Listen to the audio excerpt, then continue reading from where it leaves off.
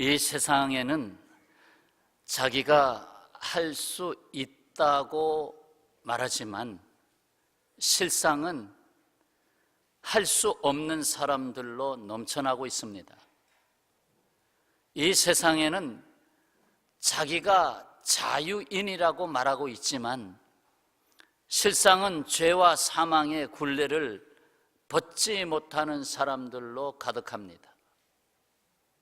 이 세상에는 희망을 갖고 용기를 갖고 삶의 현장으로 뛰어드는 사람들이 많지만 실상은 확신도 없이 믿는 분들도 없이 확실한 세상이 아닌 불확실한 세상으로 불안과 두려움과 염려를 동반자로 두고 사망이 앞에 기다리고 있음도 모르고 무작정 달려가는 사람들로 넘쳐나고 있습니다.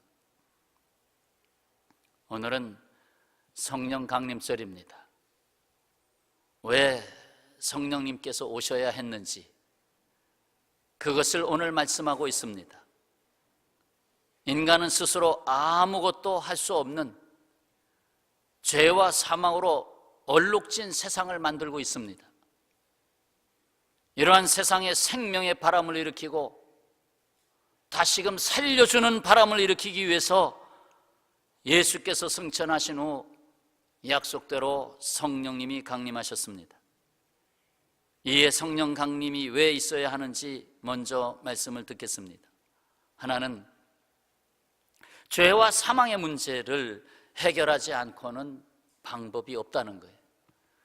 별의별 방법을 다 궁구하지만 죄와 사망의 문제를 해결하지 않고는, 거기로부터 자유함을 얻지 않고는 해결할 수 없다는 거예요. 바로 1절, 2절의 말씀입니다. 그러므로 이제 그리스도 예수 안에 있는 자에게는 결코 정죄함이 없나니 이는 그리스도 예수 안에 있는 생명의 성령의 법이 죄와 사망의 법에서 너를 뭐 했어요? 해방하였습니다. 참 자유를 주었다는 거예요. 죄와 사망에서 비로소 자유를 얻게 됐다는 거예요. 성경은 우리에게 중요한 교훈을 줍니다. 그것은 인간 스스로 자유하지 못한다는 것입니다. 수십 년간 종살이 하던 사람이 있습니다. 어느 날 주인이 이제 너는 자유다, 이제 이 종살이에서 나가서 마음껏 내 자유를 누리며 살아라 하고 나가게 했어요. 이 종은 기뻤죠. 내가 비로소 자유를 얻었다. 이제는 종살이가 아니라 나도 자유인이다. 나갔지요. 그러나 나가서 자유를 누리지 못했습니다. 왜? 자유의 능력이 없기 때문에. 그가 그동안 배우고 겪은 것은 종살이밖에 없어요. 그런데 나가서 자유를 누릴 수 있는 능력이 없는 거예요. 오히려 거지가 되는 거예요. 그래서 다시 주인집에게로 돌아옵니다. 주인님, 저 종살이가 더 좋습니다. 다시 종으로 받아주세요. 사실 이 세상이 그렇게 살고 있습니다. 정말 자유를 누리질 못하니까 죄와 사망에 종살이하고 있습니다. 오직 예수 그리스도 안에 있는 생명의 성령께서 우리 안에 의를 이루시고 자유를 이루시지 않으면 죄와 사망에서 해방될 수 없습니다. 오직 성령께서 우리에게 참 자유를 주십니다. 성령의 사람이 되지 않고는 자유인이라고 말할 수 없습니다. 이 세상에 많은 사람들이 법을 가지고 자유를 부르짖지만 실천이 안 됩니다. 오직 성령의 역사가 아니면 참 자유인으로서의 회복이 되지 않는다는 거예요. 따라서 하시죠. 죄의 문제에서 해결을 받아야 된다. 성령께서 하신다. 성령이 임하셔서 해방을 주셨어요. 예수님이 각인에게 다 임하여 있을 수가 없으니까 예수 그리스도의 영으로서 성령이 각인에게 임하여서 예수님이 말씀하신 대로 내가 세상 끝날까지 너희와 항상 함께 있으리라 하는 이 약속을 성령의 강림으로 이루셨습니다. 자, 두 번째 사실은 할 수 없는 것을 인간으로서, 육의 인간으로서 할 수 없는 것을 하나님은 하십니다. 하나님은 하셔요. 3절과 4절이 그 말씀입니다. 3절 말씀, 4절 말씀 같이 다시 한번 봉독합시다. 율법이 육신으로 말미암아 연약하여 할 수 없는 그것을 하나님은 하시나니 곧 죄로 말미암아 자기 아들을 죄 있는 육신의 모양으로 보내어 육신의 죄를 정하사 육신을 따르지 않고 그 영을 따라 행하는 우리에게 율법의 요구가 이루어지게 하려 하심이니라. 아멘. 할 수 없는 그것을 하나님은 하신다. 율법의 요구를 우리가 스스로 이룰 수가 없는 것을 아시고 예수님에게 그 모든 인간의 죄를 뒤집어 씌우셨다. 우리의 죄를 주님이 다 뒤집어 씌우시고 주님이 우리에게 새롭게 죄로부터 깨어 일어날 수 있는 그 근거를 제공해 주셨어요. 하나님의 취하신 방법, 이 방법밖에 없어요. 그래서 예수 그리스도를 죄의 굴레로 뒤집어 씌우고 예수 그리스도께서 부활하심으로 우리를 비로소 그 죄에서 해방시켜 주신 거예요. 그 성부, 성자, 성령 삼위일체 하나님께서 이 세상을 살리시는 방법을 친히 수행하신 겁니다. 친히. 겸손히 우리는 다가오시는 하나님 앞에 내 자신을 그대로 맡겨야 됩니다. 내가 할 수 있는 것이 아닙니다. 하나님이 하십니다. 나의 인생은 하나님의 작품입니다. 하나님이 하시도록 성령님을 보내셨습니다. 성령이 내 안에 들어오심으로 비로소 하나님이 하시게 됐습니다. 육의 사람으로 남아있으면 하나님이 하실 수가 없어요. 그러나 내 안에 성령이 임하시면 하나님이 내 인생을 만드십니다. 믿습니까? 자, 세 번째 사실은 왜 성령님이 오셔야 되느냐? 생각이 바뀌지 않으면 일이 될 수가 없습니다. 생각을 바꿔야 하기 때문에. 그것은 5절부터 8절까지 말씀이에요. 육신을 따르는 자는 육신의 일을, 영을 따르는 자는 영의 일을 뭐 하고 있어요? 생각하고 있어요. 늘 생각하는 것이, 어떤 사람은 영의 일을 생각하고 어떤 사람은 육신의 일만 생각하고 있다는 거예요. 그런데 육신의 생각은 사망이요 영의 생각은 생명과 평안이니라 했습니다. 육신의 생각은 하나님과 원수가 된다고 했어요. 그래서 하나님의 법에 굴복하지 아니할 뿐만 아니라 할 수도 없다고 했습니다. 그래서 하나님은 육신에 있는 자들을 기뻐하실 수가 없습니다. 왜? 하나님의 생각에 맞질 않으니까. 육신의 생각은 육신의 일을 구하고 육신의 생각은 사망으로 끌려가고 사탄은 그의 틈바구니 속에 들어와서 역사하고 하나님과 원수가 되어 하나님의 법을 이룰 수가 없습니다. 그러나 영의 생각은 영의 일을 구하고 영의 생각은 생명과 평안으로 인도함을 받고 하나님과 벗이 되고 하나님을 기쁘시게 합니다. 동물들 세계를 보시면 1000년 전이나 100년 전이나 지금이나 살아가는 방법이 똑같습니다. 동물들은 문화가 없다고 할 수 있습니다. 그러나 인간에게는 문화가 있습니다. 그 이유는 동물은 본능을 따라서 사는 존재예요. 그 본능 이상으로 생각할 수가 없습니다. 그런데 인간은 생각을 하며 살아가는 창의적인 존재입니다. 하나님의 생각이 우리 안에 들어와 있기 때문에 놀라운 존재입니다. 그래서 어떻게 생각하느냐에 따라서 인간은 달라지는 것입니다. 육신의 생각은 죽음으로 가는 길입니다. 오직 영의 생각으로만이 육신의 생각을 다스릴 수 있습니다. 갈라디아서 5장 16절 말씀입니다. 자, 함께 봉독합시다. 내가 이르노니 너희는 성령을 따라 행하라. 그리하면 육체의 욕심을 이루지 아니하리라. 아멘. 성령은 그리스도의 영, 하나님의 영으로 불려지기도 합니다. 그 성령을 따라 행하는 것은 예수 그리스도를 따라 행하는 거예요. 육체의 욕심을 이루지 아니하리라.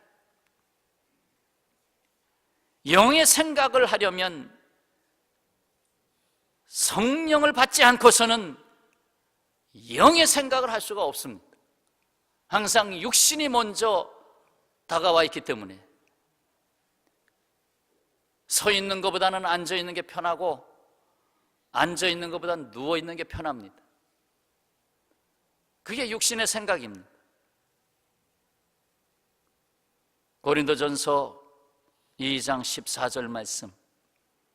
육에 속한 사람은 하나님의 성령의 일들을 받지 아니하나니 이는 그것들이 그에게는 어리석게 보이며 또 그는 그것들을 알 수도 없나니 영의 일을 알 수도 없나니 그러한 일은 영적으로 분별되기 때문이라. 영의 생각은 하나님의 생각입니다. 우리에게 영을 넣어주신 것은 하나님의 생각을 담기 위해서 그릇을 만드신 거예요. 반면에 육신의 생각은 인간의 생각입니다. 육이 되어버린 인간의 생각이에요. 하나님의 생각과 인간의 생각은 다릅니다. 그래서 성령께서는 인간의 생각을 하나님의 생각에 맞도록 자꾸 이끄시는 것입니다. 성령이 내 안에 들어오면 나의 삶을 성화시킵니다. 자꾸 거룩하게 하시죠. 그 거룩하게 한다는 것은 세속적인 육적인 인간의 삶을 하나님이 주신 삶으로 점점 더 이끌어 주신다는 거예요. 회개한다는 말은 헬라어로 메타노이아라는 단어입니다. 메타노이아. 그 말의 뜻은 크게 두 가지를 갖고 있는데, 하나는 생각을 바꾸어 갈아 넣는다. 생각을 꺼내가지고 그걸 바꾸어서 갈아서 다시 넣어준다. 생각이 바뀌는 거예요. 생각이 바뀌는 게 회개입니다. 어때요? 예수님 믿기 전의 생각과 지금의 생각이 얼마나 다른가요? 천지 차이죠. 또 한 가지 뜻은 가는 길에서 돌이킨다라는 말입니다. 가는 길에서 돌이킨다. 내가 이렇게 갔는데 이 방향이 아니구나. 다시 본래로 하나님이 뜻하신 본점으로 돌아와야 되겠다. 집을 나간 탕자가 아버지께로 다시 돌아오는 게 회개입니다. 그렇습니다. 생각이 바뀌면 하나님이 기뻐하시는 일이 됩니다. 또 하나님이 기뻐하시는 일을 하게 됩니다. 자, 우리 입에 담아볼까요? 다 같이요. 육신의 생각에서 영의 생각으로. 아멘.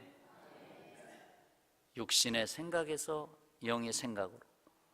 오늘 성령 강림절을 통해서 나에게 무엇을 가장 지금 분명하게 말씀하고 있는가? 자, 그렇다면 이제 성령이 내 안에 거하심으로 바뀌는 것이 뭔가에 대해서 말씀을 듣겠습니다. 아까는 성령이 왜 임하셔야만 했는가에 초점이 있었다면, 이제부터 듣는 말씀은 성령이 내게 임하시면 뭐가 달라지는가? 첫째는 삶의 중심이 육신에 있지 않고 영에 있습니다. 나의 삶의 초점이, 나의 삶의 관심이 육에 있지 아니하고 영에 있다는 것입니다. 물론 육을 무시하라는 말은 아닙니다. 영의 목적을 따라 쓰임받는 육이죠. 자, 9절 말씀입니다. 9절 말씀 다 같이 읽겠습니다. 만일 너희 속에 하나님의 영이 거하시면 너희가 육신에 있지 아니하고 영에 있나니 누구든지 그리스도의 영이 없으면 그리스도의 사람이 아니라. 성령이 내게 거하지 아니하시면 그리스도인이 아니래요. 아까도 말씀드렸지만 예수님이 우리와 일일이 다 함께 할 수 없잖아요, 육으로. 그래서 승천하셨어요. 승천하시면서 성령을 약속하셨잖아요. 그래서 각인의 머리 위에 불의 혀같이 성령 강림이 하셨잖아요. 그래서 모든 사람 속에 그리스도의 영이 임하게 됐어요. 그래서 그리스도인이 되는 거예요. 17세기 프랑스 왕 루이 14세, 인류 역사 가운데 가장 사치스럽기로 이름난 사람 중에 하나입니다. 5살에 왕이 돼가지고 77살까지 살면서 왕의 자리를 지켰는데, 그러나 제대로 정치를 못해서 섭정을 하다시피 했습니다. 가지고 싶은 것은 다 가져보고 하고 싶은 건 다 해봤죠. 그러나 그것이 그에게 만족을 주지 못했고 결국은 그는 심각한 병에 시달리게 됩니다. 그래서 여러 유명한 의사들을 다 불러 진찰해 보았지만 병명이 나오질 않는 거예요. 뭐가 나와야 고칠 거 아닙니까? 아무리 처방을 내려도 그대로인데 고쳐지지 않으니 어떡합니까? 한 번은 나이가 많고 경험이 풍부한 의사를 청해서 진찰을 받았습니다. 뭔가 영적으로 깨어있는 사람인 듯합니다. 그가 왕에게 말합니다. 대왕의 병은 보통 병이 아닙니다. 이 병을 고치려면, 이거 처방전이에요, 세상에서 가장 행복한 사람을 찾아 그 사람의 속옷을 빌려 입으면 병이 낫겠습니다. 그 희한한 처방을 내렸네요. 행복한 사람의 속옷을 빌려 입으래요. 이 루이 14세가 오늘 방법이 없으니까 믿거나 본전이다, 저게 무슨 주술인지는 몰라도 그래, 그 속옷을 한번 빌려서 입어보자. 그래서 행복한 사람을 찾아다녔습니다. 우선 행복한 사람은 돈이 있어야 되니까 돈 많은 사람한테, 부자에게 가서 행복한가 봤더니 아니에요. 행복하냐고 물으면 아니라고 해요. 이 세상의 모든 지식을 다 갖고 있는 사람에게 가서 물어봤어요. 행복하냐고 그랬더니 아니라고 해요. 찾을 수가 없었어요. 그래서 실망하고 돌아오다가 어느 시골 나무 밑에서 쉬고 있는 양치는 목자를 보았습니다. 하프를 키면서 노래하는 그 모습이 너무나 행복하게 보였습니다. 그래서 그에게 다가서서 물었어요. 그렇게 행복하십니까? 뭐라고 대답했겠어요? 예, 정말 행복합니다.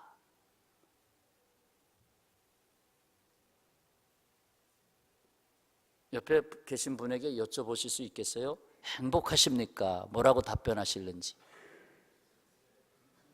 행복하십니까? 이 루이 14세는 자기 사정을 이야기하면서 속옷을 얻어 입으면 병이 낫겠다고 말했습니다. 그때 이 목동이 웃음을 지으면서 겉옷을 벗어야 속옷을 내주지요. 그래서 겉옷을 벗습니다. 벗는데 속옷이 없어요. 맨살이 나왔어요. 이 목동은 속옷을 입을 만한 속옷이 없었기 때문에 그냥 걸친 것밖에 없습니다. 그래서 이 루이 14세가 남긴 말이 지금도 계속 유명한 말로 돌아다닙니다. 세상에 행복한 사람은 있어도, 분명히 행복한 사람은 있다. 근데 다시 봤어요. 행복한 사람의 속옷은 없도다. 그렇게 말했어요. 행복한 사람의 속옷은 없도다. 좀 해석이 필요할 것 같아요. 행복한 사람의 속옷은 다름 아닌 성령께서 임재하신 마음의 옷입니다. 성령께서 임재하신 마음의 옷이에요. 없는 것 없이 다 가지고 있어도 불만할 수밖에 없었던 이 사람은, 이 왕은 행복할 수 없었어요. 그러나 입을 속옷이 없어도 감사하며 살 수 있는 마음이 그 안에 있으면 왕궁보다 더 큰 천국이 그 안에 있는 것입니다. 할렐루야! 육신에 있지 않고 영에 있는 사람이 행복한 사람입니다. 정말로 감사의 노래가 나올 수 있기 때문에, 정말로 생명의 노래가 나올 수 있기 때문에. 뭘 말씀드렸습니까? 성령이 내 안에 거하시면 삶의 중심이 육신에 있지 않고 영에 있다는 것입니다. 영혼이 살아야 육신이 필요한 겁니다. 두 번째, 성령이 내 안에 거하시면 죽음의 권세에 머물러 있지 않습니다. 요즘 죽고 싶다라는 말 하는 분들이 꽤 많을 겁니다. 오죽 죽고 싶은 게 많으면 배불러 죽겠다고 합니까? 오직 죽을 게 많으면 전부 다 죽겠다는 말을 붙였어요. 아이고 재밌어 죽겠네, 아이고 맛있어 죽겠네. 죽는 것이 몸에 뱄어요. 죽음의 권세가 끊임없이 이 세상을 장악하고 있어요. 죽지 않으려고 발버둥을 칩니다. 정치적으로는 우리 당이 죽지 않으려고 발버둥을 칩니다. 사장은 이 회사가 죽지 않으려고 발버둥을 칩니다. 그런데 맨날 죽을 지경이죠. 행복한 날이 365일 중에 하루나 있겠어요? 11절 말씀 다 같이 읽겠습니다. 예수를 죽은 자 가운데서 살리신 이의 영이 너희 안에 거하시면, 그리스도 예수를 죽은 자 가운데서 살리신 이가 너희 안에 거하시는 그의 영으로 말미암아 너희 죽을 몸도 살리시리라. 아멘. 너희 죽을 몸도 살리시리라. 성령은 살리는 영입니다. 예수님을 살리신 성령을 받는 자마다 성령께서 살려놓으십니다. 병든 자를 살려놓으십니다. 죄인들을 의인으로 살려놓으십니다. 안 된다고 하는 사람을 찾아오셔서 되는 사람으로 살려놓으십니다. 절망에 빠져 삶을 포기하는 자에게 임하셔서 오히려 살려주는 삶으로 일어나라고 말씀하십니다. 부스러기같이 버려진 인생들을 찾아오셔서 제자로 삼으시고 하나님 나라의 일꾼으로 삼으십니다. 사도 바울은 갈라디아서 6장 8절에서 말씀합니다. 자기 육체를 위하여 심는 자는 육체로부터 썩어질 것을 거두고 거둬놓고 보니 썩은 것이다. 거둬놓고 보니 결코 만족이 되질 않아요.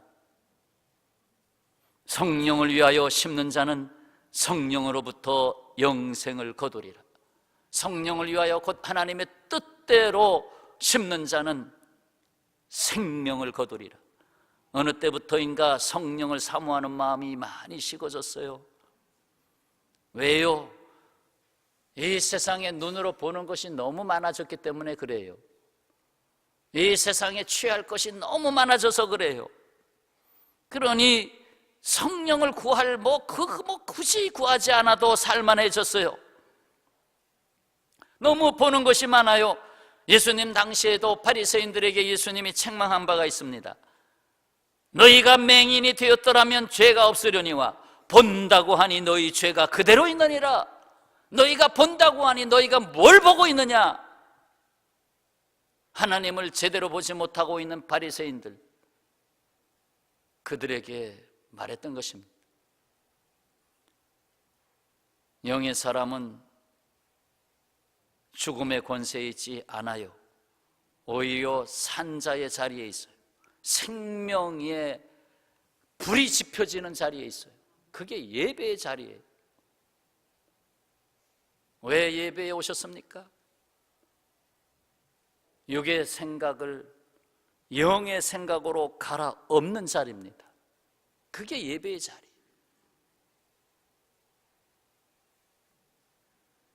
성령의 사람은 말씀을 가까이 하며 기도의 자리에 머물기를 게을리하지 않습니다.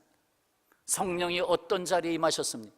약속의 말씀을 믿고 기다려라. 예루살렘을 떠나지 말고 기다려라. 약속을 믿고 말씀을 붙잡고 오로지 기도에 힘쓰니라 하며 기도하는 자리에, 함께 기도하는 자리에 성령님이 임하셨습니다. 그러니 말씀과 기도를 경히 여길 수가 있습니까? 성령의 사람이, 성령으로 역사하는 교회가 말씀과 기도를 경히 여길 수가 있습니까? 아닙니다. 말씀과 기도가 경히 여겨지면 성령의 역사가 점점 약화되고 교회는 세속화되고 세상에 영향력을 끼칠 수가 없고 문을 닫아야 합니다.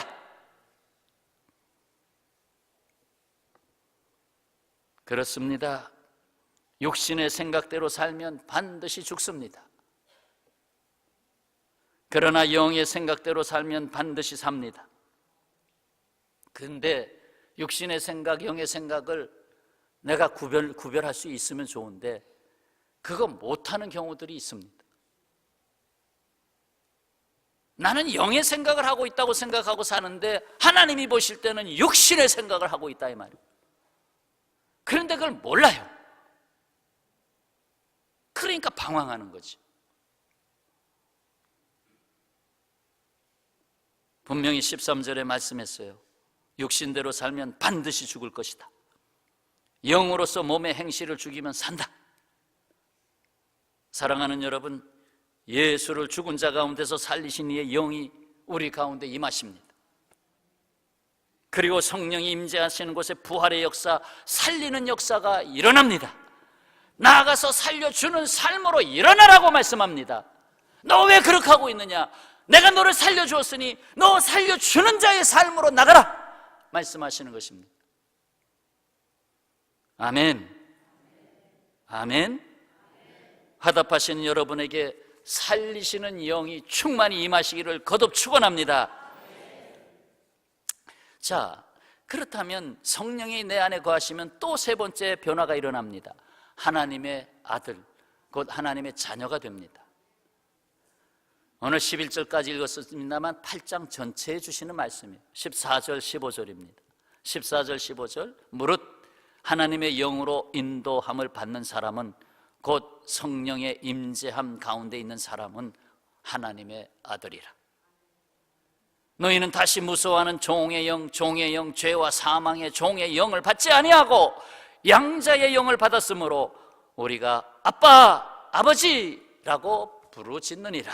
아멘. 여러분, 아버지가 왕이면 아들은 뭐가 되죠? 왕자가 됩니다.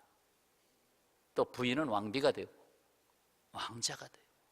왕이 갖고 있는 권세를 그대로 아들이 갖고 있습니다. 그래서 그 아들을 함부로 건드리지 않습니다. 아들을 건드리는 것은 왕을 건드리는 것입니다. 아버지가 하나님이면 아들은 하나님의 아들의 권세 안에 있습니다. 할렐루야. 내가 아버지를 아빠 하나님, 아버지 하나님이라고 부르는 것은 내가 하나님의 자녀된 권세 아래에 있다는 거예요. 이게 성령 받은 자의 특권이요, 성령 받은 자의 정체성의 변화예요. 내가 누구냐? 하나님의 자녀다라는. 자, 세 번째 사실은 성령이 네 번째 사실, 내 안에 거하시면 성령께서 친히 나를 위하여 하나님의 뜻대로 간구하십니다. 이거 굉장히 중요하고 굉장히 복된 말씀입니다. 성령이 친히 나를 위하여 하나님의 뜻대로 간구하신다. 26절, 27절, 로마서 8장 26절, 27절 말씀입니다. 이와 같이 성령도 우리의 연약함을 도우시나니 우리는 마땅히 기도할 바를 알지 못하나, 마땅히 기도할 바를 알지 못하나 때로는 어떻게 기도해야 될지 모르겠어요. 이쪽을 선택해야 될지 이쪽을 선택해야 될지 그것마저 모릅니다. 오직 성령이 말할 수 없는 탄식으로 우리를 위하여 친히 간구하시느니라. 27절 다 같이요.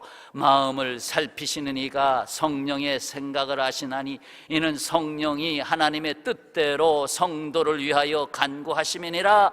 아멘. 내 안에 임재하신 성령이 하나님의 뜻대로 나를 위하여 간구하심이니라. 내가 때로는 기도할 수도 없이 주여, 저 주여 한마디밖에 못했어요. 주여, 아버지 아시지요? 난 모르겠어요. 주여, 이렇게 하고 기도했는데 성령이 내 안에서 하나님의 뜻대로 간구하고 있다는 거예요. 성령의 사람은 자기 뜻대로 살지 않습니다. 하나님의 뜻대로 살도록 성령께서 친히 간구하고 계십니다. 내 뜻대로, 내 방식대로 살면 조금 돈을 더 벌 수 있을 것 같죠? 실수입니다. 하나님의 방식대로 살아야 돼요. 하나님이 부르셨으면 부름에 응답하는 삶을 살아야 되고, 하나님이 직분을 주셨으면 직분에 합당한 삶을 살아야 하고, 어떨 때는 1년에 한 번 기도 순서 맡겨드렸는데 그것도 못 지켜. 회사에서 뭐 하루 월차 휴가를 내서라도 지켜야 되는데 그거 못 지켜. 아니면 부득이하면 정말 부모님이 돌아가셨으면 다음 주와 바꿔주세요. 그렇게라도 요구하시면 좋은데 바꿔달라고 하지 않고 그냥 빼버려. 하나님이 복 주셔야지요. 하나님의 뜻대로 살겠습니다 하지만 막상 나는 내 뜻대로 살고 있어요. 이 세상의 유혹과 유행을 따라가기에 바빠요. 참된 소원을 갖기 원하십니까? 생명이 꿈틀거리는 그리스도의 심장을 갖기를 원하십니까? 그러면 영에 속한 사람이 되시기를 바랍니다. 사랑하는 여러분, 누가 인생을 성취했다고 말할 수 있겠습니까? 누가 진정한 자유를 누리고 있다고 말씀하시겠습니까? 누가 살아있는 자라고 담대히 말하겠습니까? 누가 이 세상을 두려워하지 아니하고 평안과 기쁨을 누릴 수 있습니까? 누가 하나님의 마음에 맞는 사람으로 살고 있습니까? 바로 여기 해답이 있어요. 다시금 3절 말씀 다 같이 읽겠습니다. 율법이 육신으로 말미암아 연약하여 할 수 없는 그것을 하나님은 하시나니 곧 자기 아들을 죄 있는 육신의 모양으로 보내어 육신의 죄를 정하사. 할 수 없는 그것을, 사람으로서 할 수 없는 그것을 하나님은 하시나니. 여기에 해답이 있어요. 하나님이 하시게 해야 돼요. 그래서 4절에 육신을 따르지 않고, 하나님 내가 육신을 따라 살았습니다. 그러나 이제 육신을 따라 살지 아니하고 그 영을 따라 행하겠습니다. 이제는 우리에게 율법의 요구를 하신, 하나님이 뜻으로 요구하신 그 요구가 내게서 이루어지게 하시나이다. 부활하신 예수께서 승천하시기 전에 제자들에게 말씀하셨습니다. 누가복음 24장이 누가복음 마지막 장인데 마지막 부분에 볼지어다 내가 내 아버지께서 약속하신 것을 너희에게 보내리니 너희는 위로부터 능력으로 입혀질 때까지 이 성에 머물라, 예루살렘에 머물라. 그래서 마가의 다락방에 머물렀잖아요. 그렇습니다. 그 약속을 믿고 위로부터의 능력으로 입혀질 때를 기다리며 그 속옷을 다시 입혀줄 때를 기다리며 마음을 같이하며 오로지 기도에 힘쓰던 그들을 위해 성령께서 임재하셨습니다. 비로소 그리스도의 몸인 교회가 탄생했습니다. 세상으로 나갈 이유가 있는 교회가 되었습니다. 일어나 땅끝까지 가야 할 목적이 생겼습니다. 오늘 우리는 성령 강림절에 함께 기도하기를 원합니다. 그래도 잠깐이라도 기도를 하기를 원합니다. 기도 제목드립니다. 육에 있지 않고 영에 있는 살아있는 성도의 삶이 되기 위해 죽을 몸도 살리시는 성령께서 지금 내게 임하여 나를 살려주시기를, 성령께서 하나님의 뜻대로 우리 안에서 기도하시는 내가 기도할 때 성령이 기도하는 시간이 되어 내 뜻이 아닌 하나님의 뜻이 내 안에 다가올 수 있도록 교회가 하나님의 기뻐하시는 교회가 되기 위하여 이로써 세상을 살리기 위해서 나아가는 우리 모두가 되기 위하여 성령 강림절에 마가의 다락방에 임했던 성도와 같이 이 시간 2, 3분 정도 통성으로 합심해서 간절한 짧은 시간이지만 마음을 다해서 기도하시겠습니다.